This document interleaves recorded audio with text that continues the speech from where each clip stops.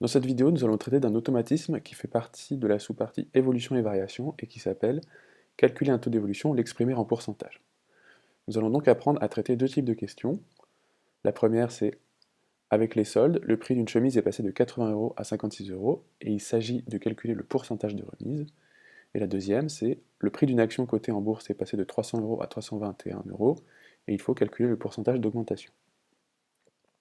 Pour faire ces deux questions, il va falloir se souvenir de la formule à appliquer qui est nouvelle valeur sur ancienne valeur égale pourcentage sur 100. Et il va falloir faire attention que le pourcentage qu'on va trouver ne sera pas à restituer tel quel dans notre réponse. Et nous allons voir ce qu'on entend par là avec les exemples. Par exemple, prenons l'exemple de la chemise qui est passée de 80 € à 56 €.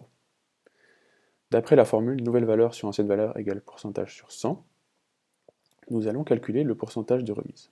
Alors pour faire cela, il va bien falloir déterminer qu'est-ce qui est l'ancienne valeur et la nouvelle valeur. Là, c'est assez simple puisqu'il s'agit de solde. Donc la nouvelle valeur, c'est la plus petite valeur, et l'ancienne valeur, c'est celle qui est la plus grande.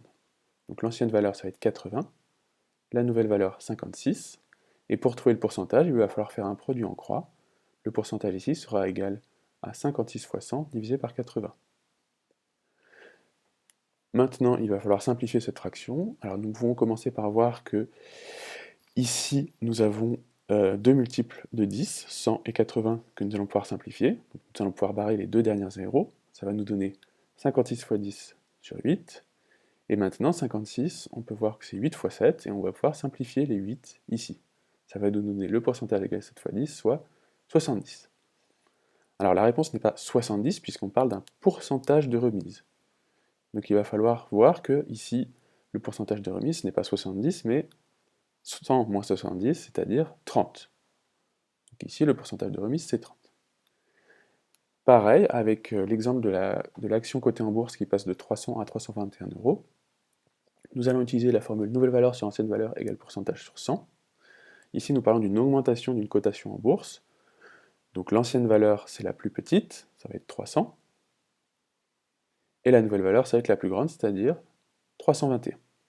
Maintenant, pour calculer le pourcentage, il va falloir faire à nouveau un produit en croix. Nous allons avoir pourcentage égale 321 fois 100 sur 300. Nous allons pouvoir simplifier les centaines. Ça va nous donner 321 fois 1 sur 3. Et maintenant, il faut simplifier le 321 sur 3, en remarquant que 321, c'est 300 plus 21. Donc 300 plus 21 sur 3, c'est 300 sur 3 plus 21 sur 3, c'est-à-dire 100 plus 7, c'est-à-dire 107. À nouveau, le pourcentage d'augmentation n'est pas 107, il faut voir que c'est 107 moins 100, c'est-à-dire 7. Voilà pour les exemples. Je vous propose maintenant 3 séries d'exercices que vous pouvez faire de votre côté, et je vous donne la solution des exercices en description de cette vidéo.